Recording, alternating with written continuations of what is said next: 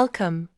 My name is Claire Bennett, and this is the story of how my family spent nearly 2 decades treating me like I didn't exist, until one day they were forced to stand, wide-eyed and trembling, as a military commander addressed me with the words, "Welcome, General Bennett."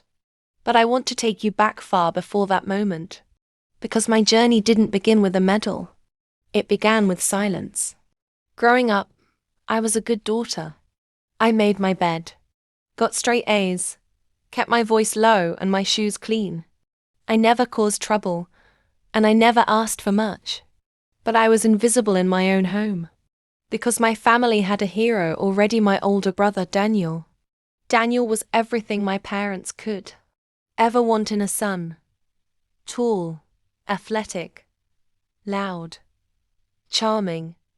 He lit up a room, and people followed him naturally. My father, a retired colonel with a chest full of medals and a proud, sharp jawline, used to say, "This boy's going places." And my mother would beam as she polished his junior ROTC pins. Our whole household revolved around Daniel's future. And me? I was just Claire.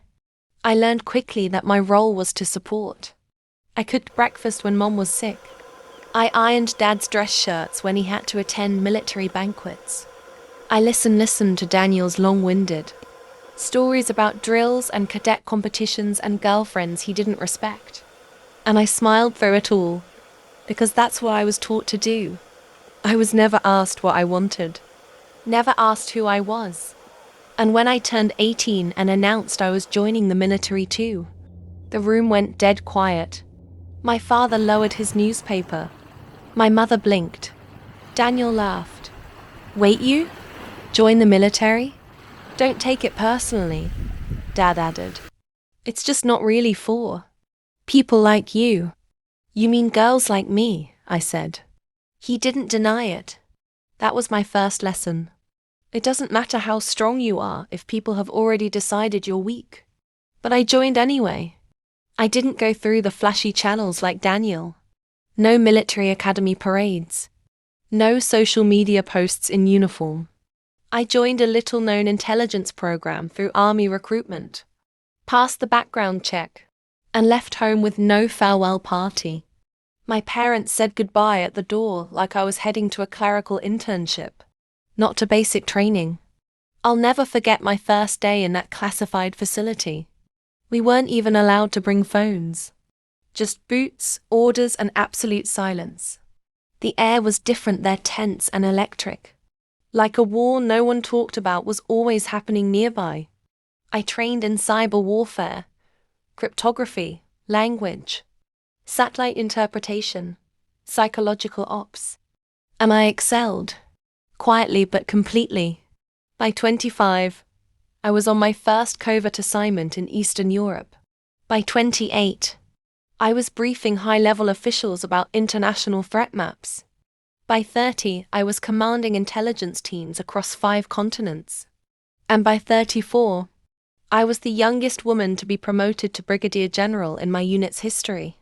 But I could never talk about it. Not to my family. Not even to my friends. My promotions were silent. My medals were delivered in private. And while I carried the weight of lives and missions and secrets, Daniel was making TikToks from his barracks and getting articles written about him in the hometown newspaper. He called me desk girl. Once, during Thanksgiving, he actually stood in front of the table, raised his beer and toasted. "To all the real soldiers out there. And to Claire, who makes a hell of a spreadsheet." Everyone laughed. Even my mother. I smiled, and I didn't say a word, because silence was the only language I had left. Years passed. Every birthday came with a late text from my parents. Every family wedding was an obligation where people would ask, "So Claire, what do you do again? Government paperwork, right?" I'd nod, smile, say, "Yeah, something like that." But inside, I was holding the weight of things they could never imagine. I'd ordered drone evacuations during desert standoffs, I'd intercepted terrorist communications and made decisions that saved dozens, maybe hundreds of civilian lives. I carried regrets. I carried names. I carried operations that still gave me nightmares. But to them, I was just Daniel's sister. Then came the email, forwarded through my mother's chain. Daniel was being awarded the Silver Star, a national military honor. A huge public ceremony. Commanders, press, international guests. A moment to celebrate our brave, my mother wrote. I wasn't invited. I wasn't even mentioned. I found out by accident, through a forwarded link with a flyer and Daniel's smug smile on it. When I called my mother to ask, she said, "Oh, honey, we just assumed you'd be busy. These things aren't really your thing." My thing? She meant service. She meant honor. She meant military. I hung up. That night, I stood in front of my mirror in full dress uniform. I pinned every medal I had, one by one. The Meritorious Service Medal, the Joint Service Commendation, the Defense Superior Service Medal, and finally, the Distinguished Service Cross. I looked at myself, not the sister, not the girl from home, not the desk clerk. I looked at General Claire Bennett, and I decided I would go, but I wouldn't go as the forgotten daughter. I would go as myself. The day of the ceremony, I arrived early. The receptionist at the event hall looked confused. "Name?" she asked. "Claire Bennett." She checked, frowned. "I don't see you on the list." "Check under General." She blinked. Oh. One moment. Security came. They escorted me past the line, through the crowd, into a side room. They knew who I was, but my family didn't. Inside, I saw them all. My father in his best suit. My mother with her pearl earrings. My cousins, aunts, even family friends. All gathered in rows, chatting about Daniel. The proud son. The brave one. The one who, in his own words, followed in Dad's footsteps. They didn't see me at first. And then came the voice. Commander Ross took the podium. "I want to thank you all for coming today to honor one of our finest, Captain Daniel Bennett. But before we begin his presentation, I'd like to pause and acknowledge a member of this room whose service is not often seen but is deeply felt." The room quieted. This woman's leadership has shaped missions that never made headlines. Her name has rarely been in print.